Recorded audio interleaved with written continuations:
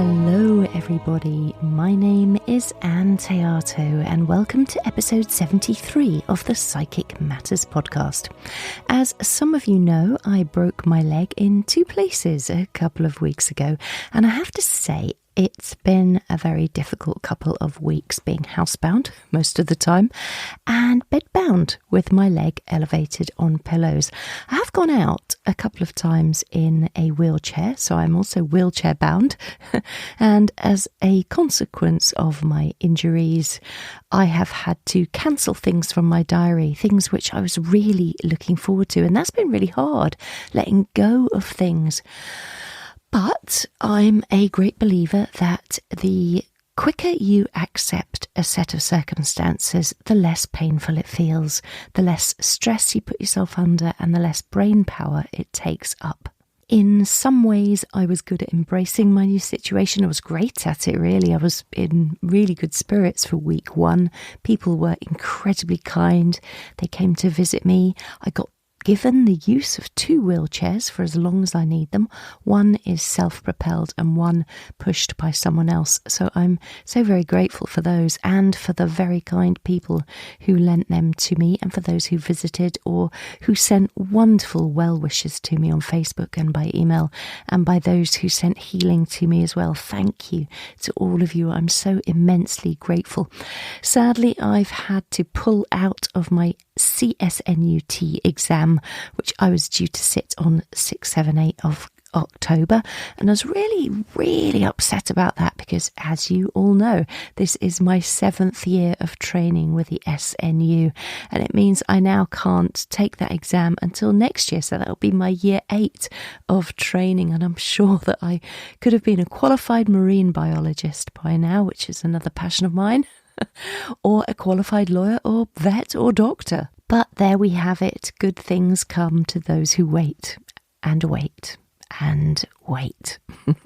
I am learning patience, I tell you that. And I've learned an awful lot about disability and people's attitudes to someone who's disabled since I've been temporarily waylaid in that way. And it's been incredibly enlightening.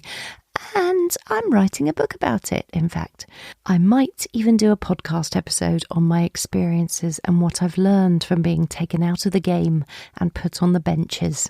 Last week, I asked you to leave me a written review to cheer me up, and I'm delighted to say thank you to Gina M, who left me a wonderful review. And Gina says, the episode Wisdom on the Camino with Kathleen Donnelly Israel was wonderful. She truly is an inspiration to others to follow your heart and really push beyond your comfort zone, to open up your soul and truly enjoy living. The questions posed really gave opening to understanding a lot about this pilgrimage. I so enjoyed this podcast. Well, thank you, Gina, for writing that, and I'm so grateful to you for leaving that review, which really gave me a boost when I needed it. So bless you. If you are listening, you'd like to leave a written review, you can do so on Apple Podcasts or on a website called podchaser.com/psychic matters. Now, to this week's episode. I am so excited to introduce you to my guest this week, Gurdeep Bhogal, who is in the studio to share her incredible knowledge on ancient yogic wisdom and where it meets modern mediumship. When working with clients, Gurdeep uses a trance mediumistic connection, and as she blends her energy with the energy of her spirit team and deity energies, she uses ancient Indian Yogic Mudras, or hand gestures, and works with her clients' energy centers to bring about balance on many levels. It is a deep healing modality, and I just know you are going to learn so much by listening to this episode. So get your cup of tea at the ready and settle in your favourite armchair. In the studio today, I'm so excited to introduce to you all intuitive and trance medium, yoga and meditation teacher, and Reiki master teacher, Gurdeep Bhogal. Welcome, Gurdeep, to Psychic Matters. Thank you so much, Anne. I'm so pleased to be here with you today in the studio, and I really appreciate you inviting me to do this podcast. Well, we appreciate your time, Gurdeep, because I know that you are actually on holiday with your family at the moment. So it's lovely that you've carved out time for us during that special time. Yeah, absolutely. And it's so nice to be in England right now, reconnecting with family and friends, and very exciting to do this as well. You have had such a fascinating life, Gurdeep. I mean, I've gone on your website and I've had a really good look at your training and the things that you're doing. I'm so excited to find out all about it. Tell us about your journey of trance mediumship development. Thank you for asking that question, Anne. Trance mediumship is something that now I practice quite a bit of, but how I came about becoming a trance medium was a very interesting journey. So I actually began my mediumship development as a medium around about 18 or so years ago at the Swampscott Church of Spiritualism in Massachusetts. And as I was starting to develop as a medium, I was studying evidential mediumship and practicing evidential mediumship. As we know in mediumship circles, that's sometimes called mental mediumship, where you blend with the spirit of deceased loved ones and you bring through evidence that it is them and that their lives have continued beyond the change called death, and that you're connecting with them and bringing through evidence of their continuity of life. And so that's where I began. And then after many years of developing my mediumship with various teachers, and I have to say, Anne, I've been so lucky with all of the teachers that I've been able to have as my mentors, and I'm so grateful to them. And then round about 2015, I visited the Arthur Findlay College in Stansted in England, and I was actually studying just a regular mediumship week at the Arthur Findlay College, and it was absolutely amazing. The college itself is, as I'm sure you know, an amazing place to study and to just be in the atmosphere of the great mediums of the past and present. And really, it was one of those moments where a book falls off a shelf. So in the bookstore in the Arthur Findlay College, a book on trance mediumship kind of came my way, and I picked it up and connected with this book. And the book was actually by the amazing trance medium Judith Seaman. And I've subsequently studied a little bit with Judith, and she's also an amazing teacher. And then I went home and I read this book, and I just couldn't put it down, because all of the information that was contained in there was so fascinating to me. As a child, I was always interested in spirituality, but I wasn't one of these people who is what you call a natural born medium. I did have lots of different spiritual and otherworldly experiences, but I never really saw spirit or had that kind of experience that other mediums do. But when I read this book, it just drew me in, and I really wanted to know more. But then I put the book aside, and I was also studying to be a yoga teacher. So to become a yoga teacher, you have to initially do 200 hours of yoga teacher training. And I always say that spirit has kind of like led me along this path to mediumship and to teaching yoga, meditation, and spirituality. And so during my yoga teacher training, I began to open up to spirit in a way that I hadn't before. And I didn't realize at the time, but it was actually through the practice of yoga and meditation and going deeper into intentional self-study and deep meditation and learning about and doing all of the different various practices within the yogic tradition that really opens you up to the soul. And so anyway, I saw this course that Tony Stockwell was teaching at the Journey Within in New Jersey. And I'd always wanted to study with Tony. And so I signed up to this course. And of course, the course was in Trance Mediumship. And I went to New Jersey in 2016 and studied with Tony. And it was a curious thing that happened, because in the beginning of the week, I really felt like I wasn't really connecting with spirit through specifically the form of trance mediumship. But then as the week progressed, I started to feel myself opening up little by little. And then on the very last day of the course, we had to do this exercise with a partner. And I ended up with this partner who was a slightly more experienced trance medium. And so I was sitting with her, and all of a sudden she went into the altered state, which is trance mediumship. And it was interesting because her eyes kind of rolled back in the sockets, and she kind of made these shapes with her hands, which I subsequently realized were what we know as mudras, or yogic hand gestures. And all of a sudden, she started speaking and bringing through what at the time I called my spirit guides, or my spirit team. But it was so fascinating because at the same time, I felt this feeling that I had never felt before. And it was like this feeling of unconditional love and overflowing in my heart center. And it kind of permeated through the whole of my being. And I started crying, but they weren't tears of sadness, but rather tears of love and of feeling held in a way that I had never felt before. It was this really beautiful, intense feeling of being nurtured and held by my spirit team, by my spirit guides.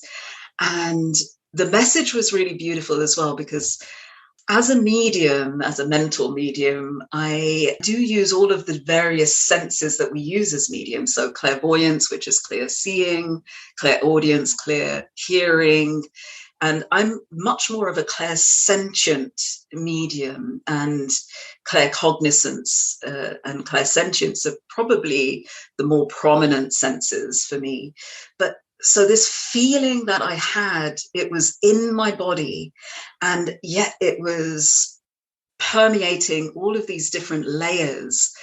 And it was so intense and beautiful. And my spirit team said to me, "We know that you've been asking to see us and to reveal ourselves to you, and that will come with time." And then the rest of the message was something along the lines of, just showing me that they were with me and that they loved me and that they were supporting my journey. And it was really afterwards something that I couldn't stop thinking about. And it was one of the most important moments, I think, in my development and in my life, because when I look back at it now, I see that it was like a spiritual awakening experience. And I had already had a kind of spiritual awakening experience around 18 years ago, when I first was led to the Swampscott Church of Spiritualism in Massachusetts, which subsequently became a very important kind of spiritual home for me. And at that time, I had, funnily enough, and I'd been led to the church. I'd moved to the States to work a job for British Airways. So I had this really wonderful corporate career, and moved to the States and thought I would be there for maybe a year or two. And then Spirit led me to the Swampscott Church of Spiritualism.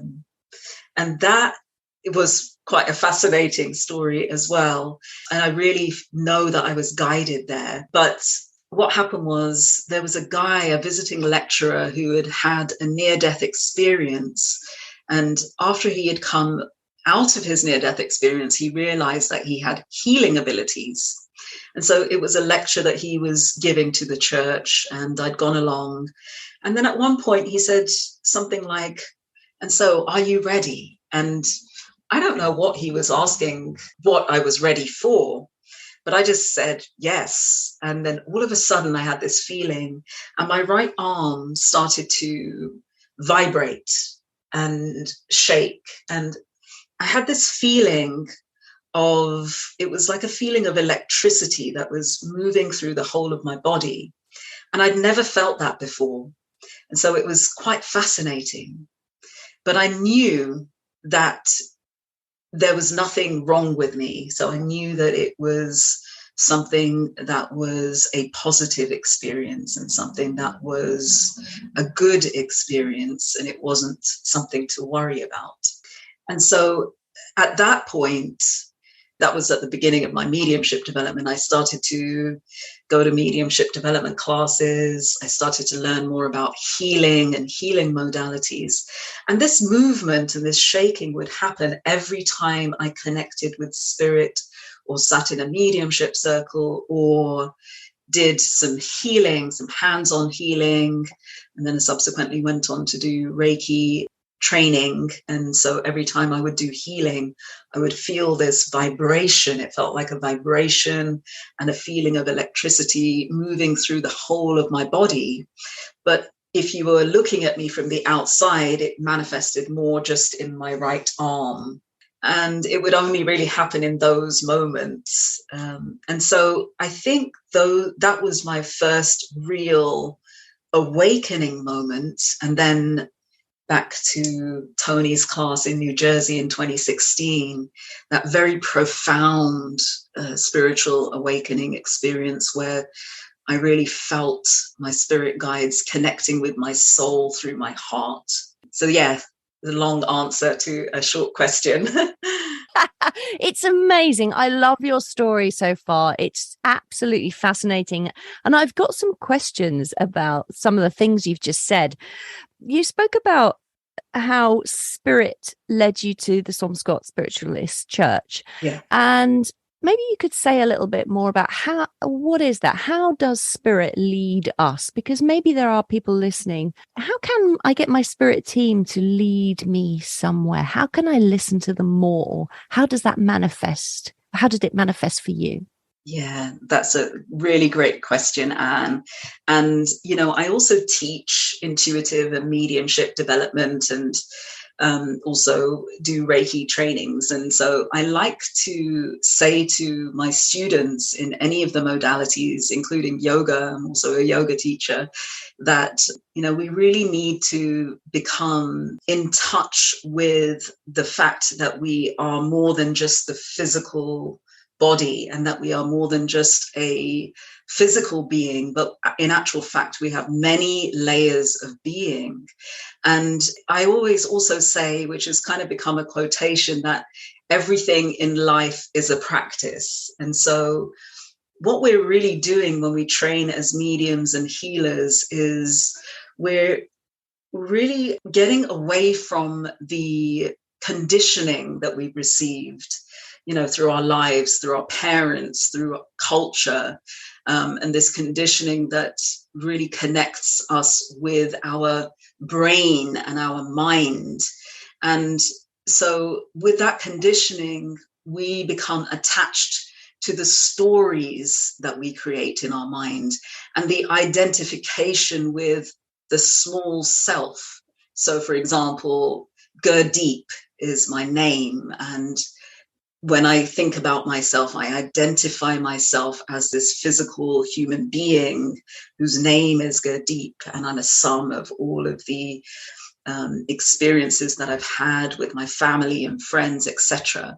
And so when we start to move into this space of internal self-study, which is a part of yoga practice as well. When we start to go into that place and when we start to meditate and connect with our soul and connect with our natural intuitive abilities, which everybody actually has, what we're really doing is we're allowing the boundaries of the small identified self to dissolve, and we're expanding into the true nature of our being, which is actually that we are this soul, which is not just a part of spirit, but is spirit. And so the more we practice things like meditation, things like all of the various aspects of yoga, like breath work, which is called pranayama, intentional self-study. And when we practice things like in the spiritualist tradition, sitting in the power, all of those things are tools to enable us to become more in tune with our true nature, which is this multi-dimensional being that with practice, we're able to transcend time and space on the physical plane and to reach other dimensional spaces. So sometimes we call other dimensional spaces the spirit world. But it's really about connecting with your own intuitive abilities, which we all have, and to allow yourself to let go of identifying with the small self. And when you dissolve those boundaries, that's when the true magic begins, because now we're expanding. We're able to now feel other dimensional beings like my spirit team or loved ones from the spirit side of life, or the souls of other humans, other people that are physically here on the earth plane. So in a psychic sense, we're blending souls together. When you really dive into these practices and do them on a regular basis, and it's not like you can do it once and that's it. It's something that you really need to commit to. And if you feel drawn to the practices of mediumship, yoga, meditation, trance mediumship, healing, all of these things, we're really transcending this small physical self to really draw upon the power that exists in our larger state of being, the larger self. And so when we do that, spirit then shows us the way. And it could be in a very mundane way that they actually give us the signs and the directions. And so going back to your question, how did I find the Swampscott Church of Spiritualism? And I used to go to the Swampscott Library, and that one of the first things that I did when I moved to the United States was join the library, because I'm a voracious reader and I just love to study. And I always say that I'm like a lifelong student. So I joined the library and I would go there and take out books and videos and, DVDs and things like that. And next door to it was the Swampscott Church of Spiritualism. But I always say to my friends that it's almost like I didn't see the church.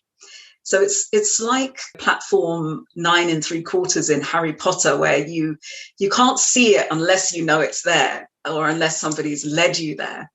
And so I used to receive these phone calls, and I just moved to the United States, and it was from this dating agency. So in those days, it was like a physical office, and I didn't know anybody in the States, nobody at all when I moved there.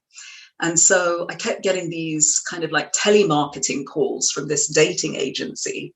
And I used to say, no, thank you, no, thank you. And then eventually I was like, oh, you know what? I'm here, I'm single, I don't know anyone. Let me just join this thing and see what happens. It's a good way of making friends. So anyway, I joined the dating agency. And the first guy that I went on a date with, and we did date for a bit, was a member of the Swampscott Church of Spiritualism. And on our first date, he said to me, why don't we go to my church garden? Because it's a really beautiful garden.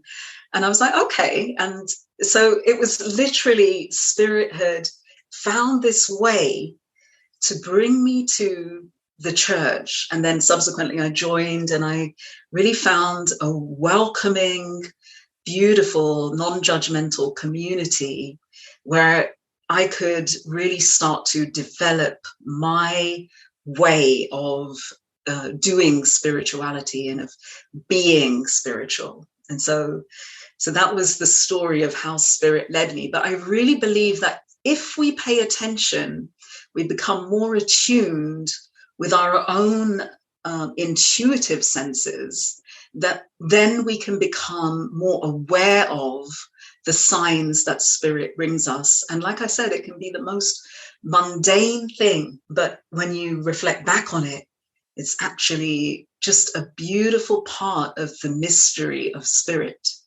and how they lead us along the journey of our unfoldment, which is this life. That is so beautiful. What a wonderful story to be led there by that extraordinary set of circumstances. Yeah. I think that's really beautiful. And one of the things you said just then was developing your way of doing your spirituality. And that's really hit a chord with me, because I think as human beings, we're always trying to do what other people say we should do, please everybody else. And somehow I think we need to give ourselves permission to see how our particular spiritual path is unfolding for us, because you betcha it's going to be very different to anybody else's. Absolutely correct, Anne. And, I like to think about it this way, that in my understanding of consciousness, which I'm very much interested in my understanding of consciousness, I really believe in non-dual traditions and non-dual philosophy, which basically means that everything within existence is one. So there is only one consciousness, and everything that happens is unfolding within that one consciousness, that one being, if you like. And I also like to say that as individuals, so when we come into this form, into this physical form, we are actually the dream of the infinite to experience itself in this unique form of our being. So you, Anne, are the dream of the infinite consciousness wanting to experience itself as Ann Théato. And that's the same for everyone. And when you think about it that way, it's really beautiful. And it also shows us the multitudinous expressions of consciousness. So if you think about there being roughly 7 billion people on the planet today, each one of those beings, each one of those humans, even identical twins who are slightly different from each other, we're each of us unique expressions of that one infinite being wanting to express itself as those individual unique forms. And it's all about the uniqueness. So that's where I want to touch upon, because we're also conditioned to kind of like follow somebody's lead. But in actual fact, I feel that the infinite spirit wants to express itself in numerous ways, in multitudinous ways, in new ways, in different ways. And so I think that we're doing more justice to ourselves if we can allow ourselves to be completely open and to surrender to the way that the infinite spirit wants to express itself through us. And that applies to all the various aspects of our life, including our mediumship. And that's the beauty of it, Anne. We don't even know right now how many other ways spirit can express itself through us. And so I think spirituality is this beautiful personal expression of the divine, ultimately. And so we should allow ourselves to surrender to that and to appreciate and acknowledge and to love the way that spirit expresses itself through us and as us. That is beautiful. I love listening to you talk, Gurdeep. It's just gorgeous. I'm so in the moment with you. It's Thank fabulous. you. So let's go forward then to your trance healing and your trance mediumship and how that's developed for you along these lines. Yeah. Thank you, Anne. And so after taking Tony's class, I came back and continued with my yoga teacher training. And it was very interesting because Spirit is always giving us messages, and I feel like they're little downloads as well. So like during my yoga teacher training, I realized that I wanted to give up my corporate job and to pursue a holistic practice, which included mediumship and yoga teaching meditation and healing. And that was a little download that I received during my yoga teacher training. And I think it's because of the deepening of the practices and the deepening of the connection with my soul, or how we say it in Sanskrit, or one of the ways is Atma. And so the soul. So I had this download that I wanted to leave my corporate job and start a holistic practice. And I also had this download after coming back from Tony's class in New Jersey. I said to my friend Bill, Bill, I think there's this thing, and it's called, I think it's something like trance yoga. And I even spoke to one of my yoga teachers about it, and I didn't really understand exactly what it looked like or what it would be. But then I continued with my mediumship development and started a mentorship program with Tony. And it was during that time that I began practicing trance mediumship on a more regular basis. So in order to become a practicing trance medium, first of all, you have to have absolutely the right intention and the right foundation. And it's really a big commitment to spirit, and it's a really big commitment to yourself as well, in terms of time, in terms of dedication, in terms of devotion to practice.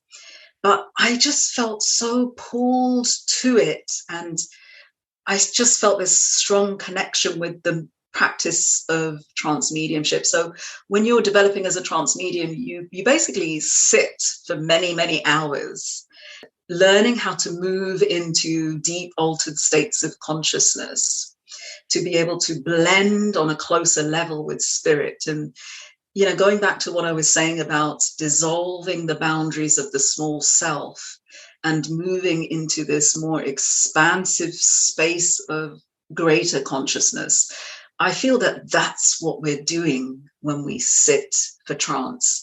And when we move into these altered states of consciousness, we're really letting go of identifying with this small self and becoming blended with spirit in such a way that we have the experience of being spirit and of being that expansive consciousness. And so I sat for many hours in trance, sitting for trance. And we had like a mini group, which I actually still sit every Monday with my mini group from that particular mentorship program, when we sit for trance, because we're really devoted to working with and for spirit, and to making a difference in our world through the various practices we do, such as trance mediumship. So I just kept sitting and sitting. And as I was sitting on a regular basis, started to notice that shaking movement that I was talking about developed into more than just my right arm shaking and vibrating. And I would feel this energy moving through the whole of my body. And then all of a sudden, I started to experience my arms lifting up. And of course, if you know anything about trance mediumship, oftentimes the trance medium is blending with one particular spirit form or personality. And the spirit form is coming in so close that they become more prominent in our physical expression. And so my arms started to move. And over time, I became really fascinated because I felt that there were specific patterns that were happening. And I love to study. So I was like, I wonder if these are like an ancient language, and I started to sort of like note down what these patterns were, because they seem to be repeating and they seem to be specific patterns. And I couldn't make sense of it. And I looked up all of these ancient languages, trying to figure out what was happening. And then eventually it moved into actual mudras, which are yogic hand gestures. And they're different shapes that you make with your hands. And there's a complete science behind mudras, by the way, which I subsequently went on to study. But first of all, I started to make some mudras, and I was very curious about this. And then one day I asked the question internally, I was doing a healing for somebody, and I asked the question internally, who are you?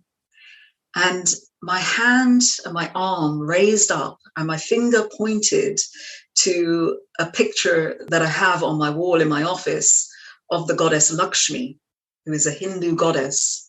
And she is the goddess of prosperity and beauty and auspiciousness, just to name a few of her aspects. And I already had a practice of devotion towards the goddess Lakshmi, but she pointed specifically at that picture. And I had pictures of other goddesses, but it was that goddess that was my finger was pointing at. And I was like, what she say? How can this be? I still didn't understand it. And then the mudra started happening more frequently. And one day somebody said to me, oh, this is Garuda Mudra. And I didn't know what that was. And so I kind of researched it and looked it up. Now, just to go back a little bit, my eldest sister is also a healer and yoga practitioner, and she'd been practicing mudras for a long time. And so I had like a cursory knowledge of mudra, but not a very detailed knowledge of mudras. But then the mudras kept happening more and more. And as I started to work with people doing Reiki healing, I would feel the spirit coming in and taking over and doing these various mudras with the clients that I was working with. And I started to see or know, maybe it's more of a knowing in a claircognizant kind of way, that the mudras were being used in a specific way in connection with the chakras. And if you don't know what chakras are, they are kind of like these vortices of energy that are along our central channel, which lines up with the spine. And they're kind of important intersections of energy within our subtle body. So the layer of the subtle body. And I would kind of know that they were working with specific chakras with the client, and that they started to do specific mudras. And I felt the energy moving in the client. And then I would receive almost like a download of information in a claircognizant way, sort of explaining what was going on with that particular client, whether it was an emotional healing that needed to take place or whether there was some ancestral trauma that needed to be moved and shifted and acknowledged and integrated and released, or whether there was a physical ailment going on with that person. And so I started to make this connection and then started to study mudra science a bit more. And then it kind of evolved even further from that. And what I think, Anne, is that our mediumship or our expression of the infinite through mediumship and through healing and through other modalities as well. So in our creative expression, through art, through poetry, through writing, all of these things is always evolving. And so this kind of goes back to the part about letting and allowing our individual expression of our spiritual journey to just be what it is, rather than trying to fit into a specific box. Because I would never have imagined in a million years how my particular experience of spirituality and spiritual practices unfolded. I just really would never have imagined experiencing the things that I do today, and how the spirit and what I call Shakti, which is translated as the dynamic creative force of all being, aka spirit, in its immanent form in our physical world. It expresses itself in so many ways, and so you have to allow yourself to surrender to that expression. Just so amazing. And it's so interesting how you're, like you say, I didn't set out to go down this path and think I was going to end up there, but I have done. And what else is to come? It's very exciting, isn't it? Talk to us a little bit then, Gurdeep, about when we're working with spirit in this way. I know that you've spoken there so beautifully about surrendering to spirit and just allowing the feeling of expansion of the soul to blend with the spirit world. And I know that many people listening may have a fear around that. So I think perhaps we could talk a little bit about that. Yeah, absolutely, Anne. And that's a really good point. And, I like to say to my students of mediumship and of trance mediumship as well, that we really need to learn. There's a few foundational things that we really need to learn. The first thing is we need to have a right intention for our work. And that needs to be something that's really grounded within us, and it has to be there as the foundation. So what is the right intention? So the right intention is something like understanding and knowing what our ethical framework is, and knowing that when we do any of this kind of work, that we're serving spirit or Shakti or the infinite awareness. We are serving humanity. And so to come from that place of service, I feel, is really important for our work to have that right intention. And then to understand that what we're doing is a spiritual practice. It's not for entertainment, although it can be entertaining sometimes, as we know, but it is a spiritual practice. And that when we move into any form of mediumship, we are moving into that space of the infinite being or the infinite spirit. And so to give it that reverence. So that's the starting point. And then to learn to trust yourself. And I feel that trusting yourself becomes easier when we understand the true nature of our being. So when we understand that we are an eternal soul, and that we are in actual fact an expression, the dream of the infinite coming into form, when we understand that, and when we can feel that through our practice, we can trust ourselves more. And then we can also trust spirit as well, and trust that we are not going to lose our, small identified self as Gurdeep or Anne, that we are able to, through our practice, learn to flow between seamlessly through these various states of consciousness, and really be living in this way that expresses the fact that we are a multidimensional being. And so you have to learn to trust yourself and spirit.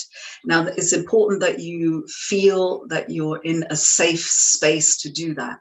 So it's important to have the right teacher, that is someone who is holding space and who also has the right intention. And then you learn how to trust yourself, how to trust spirit, and then you learn how to surrender. And it's a process that happens over time. And it's not something that happens in one day. But the more you experience this sense of your own soul and this sense of expansiveness of being with the infinite, then it follows that you can now start to move seamlessly between these altered states of consciousness, and it becomes something that's very natural. So it's like learning a language. At first it's a bit clunky, and you don't quite know how to form a sentence, and maybe you say one or two words here and there, and then eventually over time, through practice, through doing, you learn how to say these beautiful flowing sentences, and then perhaps one day you might even start to think in that new language. So it's very similar, I feel, how we learn to sort of surrender, how we learn to trust, and how we learn to be this whole being that's able to seamlessly flow between these altered states of consciousness, knowing that we're always able to come back to our small self and make a cup of tea and pay the bills and do what we have to in our everyday physical lives. Yeah, it's a great answer. I love that. When we become our whole being, I think that's wonderful.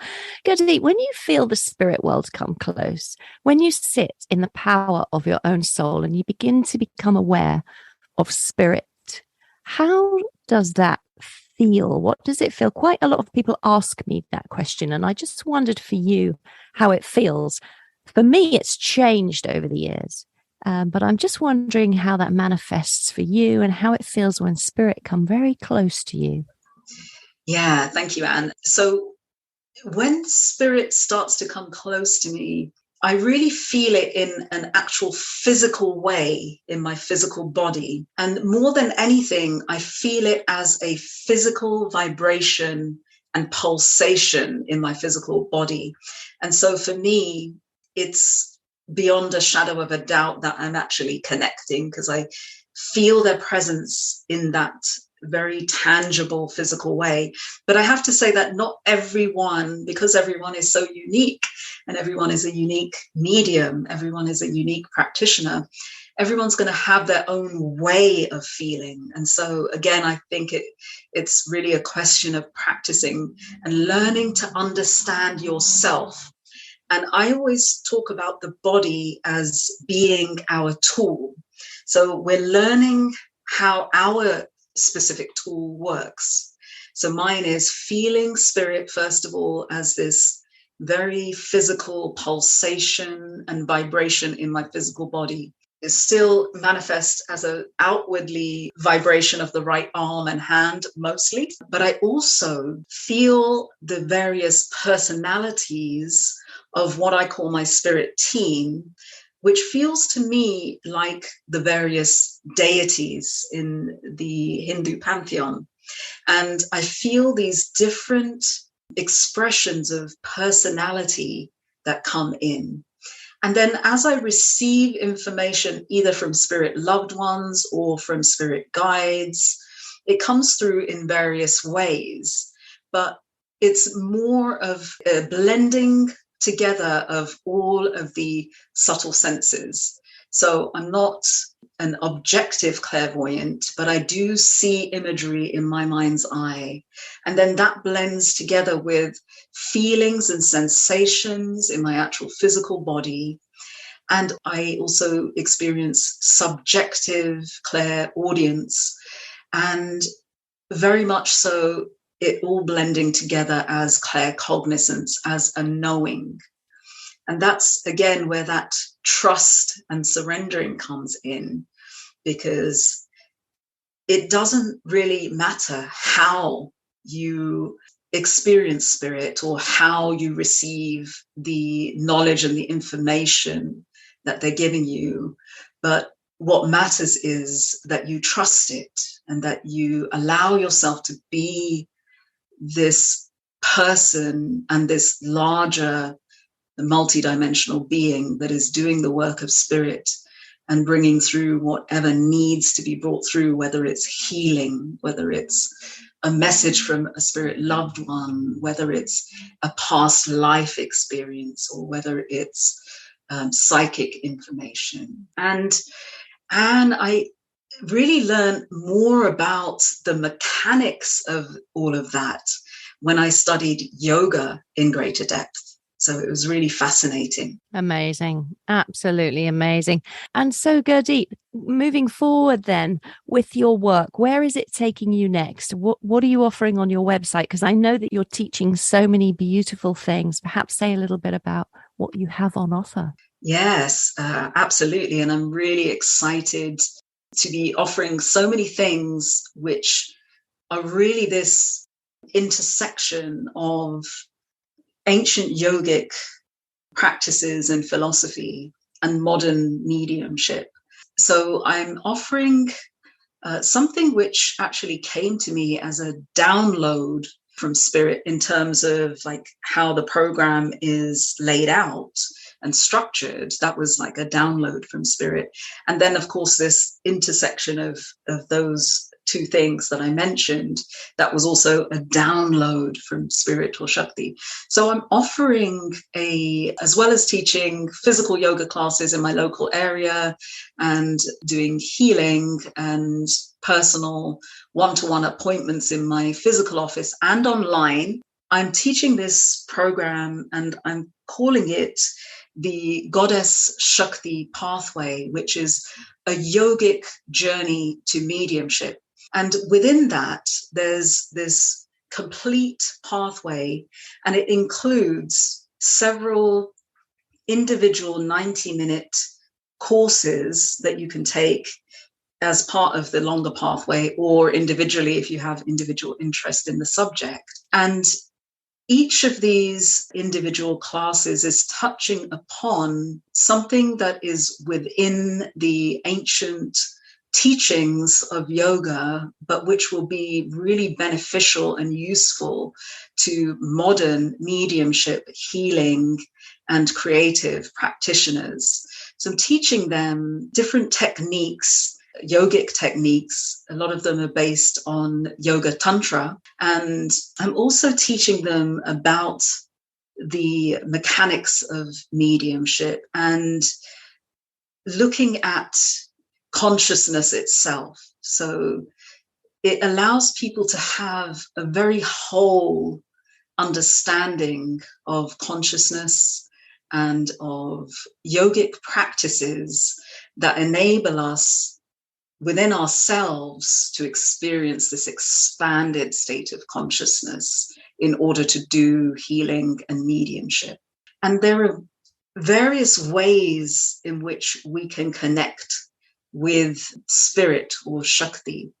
And so all of the multitudinous forms within which we can connect are kind of included in my program. So for example, there is a physical practice and I call it Shakti Mudra Flow, and it's asana. And asana means physical yoga postures and the physical yoga practice of moving the body into specific shapes. And the asana Shakti Mudra Flow came about when I started to feel spirit coming in and almost taking over when I was doing my own personal asana or physical yoga practice on my mat. They started doing these mudras, and I realized that there was a specific pattern that was helping to rebalance my own subtle body and my energy body through the physical asana practice. And so I've noted it down and created sequences so that other people can also do those sequences and that particular practice. Then another one of the classes that I'm offering is on yantra. And what is yantra? Yantra is sacred geometric form, and it's specific to the yogic traditions. And the one that we specifically look at in my course is the Sri Yantra. The Sri Yantra is a sacred geometric diagram that people have been using for thousands of years for meditation practice to enable them to understand how consciousness brings all of the various universes into form. And it's also a way of understanding how we can heal our own physical body and the different layers of our own being, because this sacred geometric shape represents everything in existence, but it also superimposes onto our body. And I learned this through trance mediumship, with the spirit showing me the various shapes of the triangles, creating these mudras, lining them up along my own body and along the chakras, showing me the relationship between the subtle body and the mudras and the chakras and the one consciousness and the small self. So we really explore that. And in my classes as well, there's always a practical element. So you do some practices so that you can really begin to feel all of those connections within your own body. And one of the exciting things that I like to teach is this non-dual philosophy, which allows us to not reject our own physical body. Because a lot of spiritual practices and meditation practices are about transcending the body. And a lot of spiritual traditions think of the body as less than the soul and the infinite, eternal part of ourselves. But in the non-dual tradition, everything in existence is the infinite. So even this physical body is this dream of the infinite expressing itself. And of course, the physical body is truly not solid, and physics and modern science tells us that. It tells us that we are actually just these particles, and that are just a vibration. We're just really a vibration. And so this non-dual philosophy runs through all of my work. And then I show people that connection between modern mediumship practices and the yoga and yogic wisdom that has been there for the taking and for us to have access to for thousands of years. I love the cross section, the intersection between the ancient and the modern, and the ever evolving ways that spirit are working with you, Gurdeep. It's so exciting. What is your website for people to go and take a look? So the best way to actually stay in touch with me and to receive all of the latest information about my classes and all of my offerings, as well as receiving newsletters from me, is to sign up for my newsletter. Okay. And you can do that on my website. And my website is www.parinamahealing.com. And so that's spelt P for Papa, A Alpha, R Romeo, I India, N November, A Alpha, M Mike, A Alpha Healing. So Parinama Healing, all one word, .com. So sign up for my newsletter, and you'll be able to then find out about the Goddess Shakti pathway, all of the classes I'm offering. And you'll also be able to receive a free Lakshmi meditation, a guided meditation that I offer when you sign up for my newsletter. So that's the best way to kind of reach me and stay in touch with me. That's such a great idea. Brilliant. And so people can find you. The website link will also be in the show notes for this program. So if anybody wants to pick that up, they can go to my website and pick up all the links to Gurdeep as well. But you're also offering mediumship readings, are you, Gurdeep? Trance mediumship readings. What are you offering there? Yeah, so I have a physical office for my holistic practice, which is based in Marblehead, Massachusetts. And all of the details of that are also on my website and on my teaching platform as well. So you can visit me in person, and you can book an appointment through my website. And I offer one-to-one intuitive mediumship readings. I offer trance healing and Reiki, and also private yoga if you wanted to dive a bit deeper into your own personal yoga practice. I also offer online sessions as well, because when we think about how we transcend time space, that's really how we're able to work with people online. And it doesn't really matter where in the world you are. And I have clients from many different countries and different states. And then my teaching program at the moment as well, the Goddess Shakti Pathway, is all via Zoom. So it's all online. So it doesn't really matter where you are in the world. You really have a lot of options to connect with me, my classes, as well as one-to-one appointments as well. Oh, it's so exciting. You're offering so many interesting things. Oh my goodness, it's brilliant. Thank you. Tell me one thing before we finish, Gurdeep.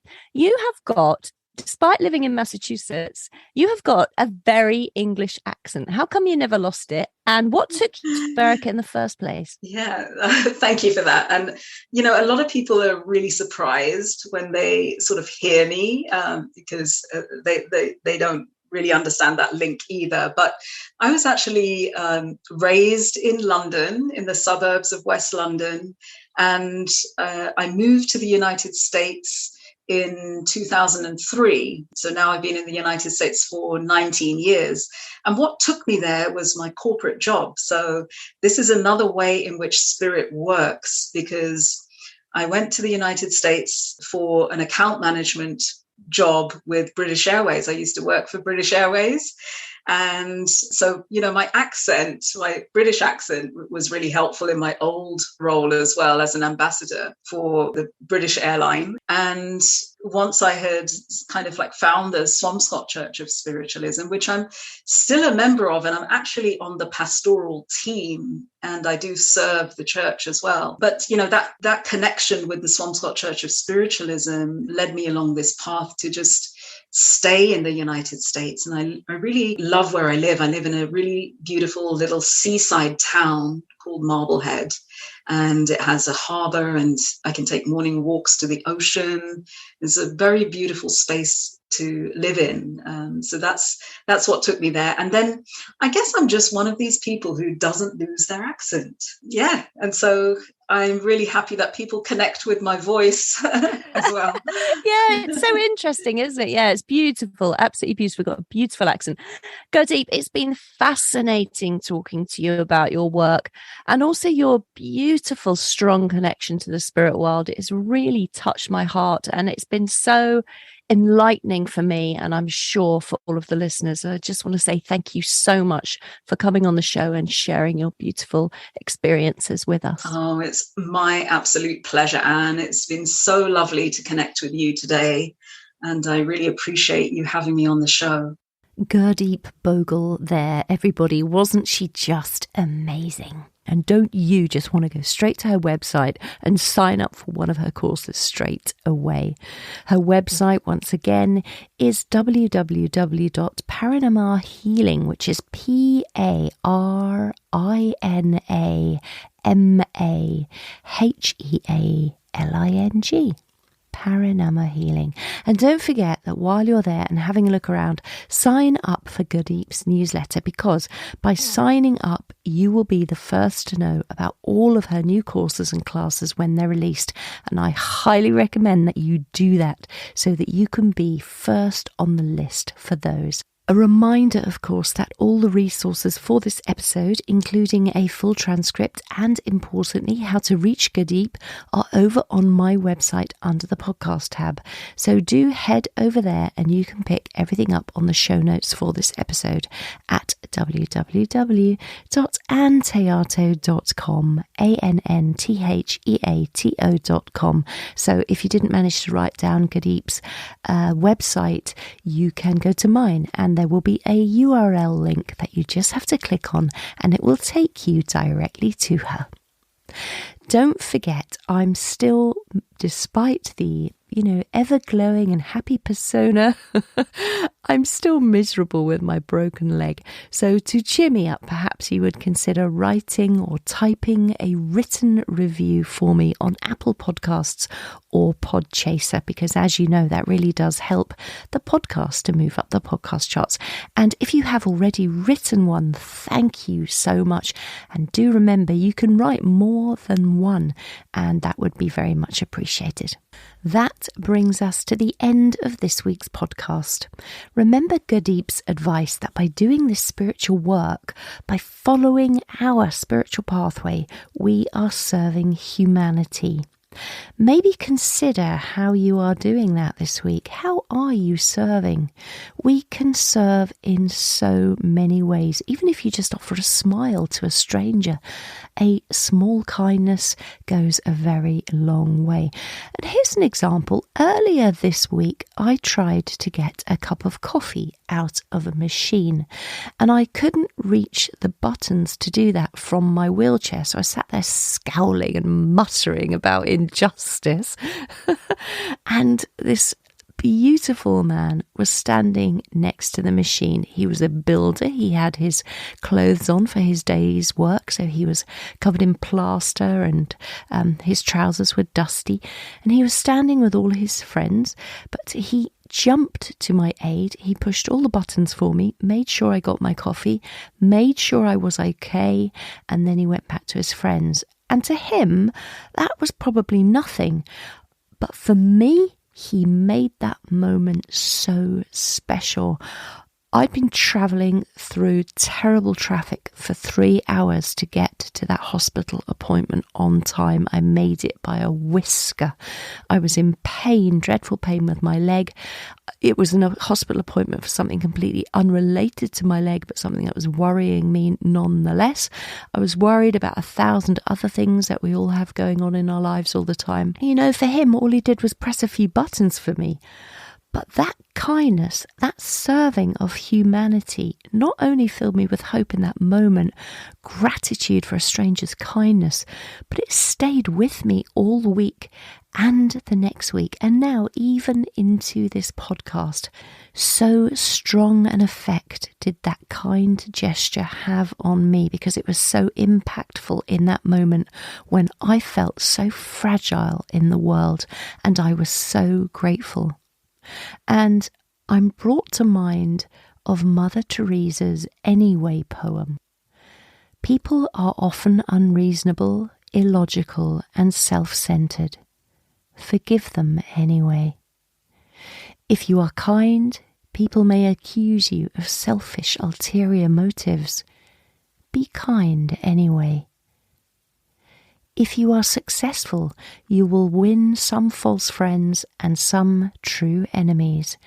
Succeed anyway. If you are honest and frank, people may cheat you. Be honest and frank anyway. What you spend years building, someone could destroy overnight. Build anyway. If you find serenity and happiness, they may be jealous. Be happy anyway. The good you do today, people will often forget tomorrow. Do good anyway. Give the world the best you have, and it may never be enough. Give the world the best you have anyway. You see, in the final analysis, it is between you and your God. It was never between you and them anyway. My name is Ann Théato, and thank you for listening to Psychic Matters.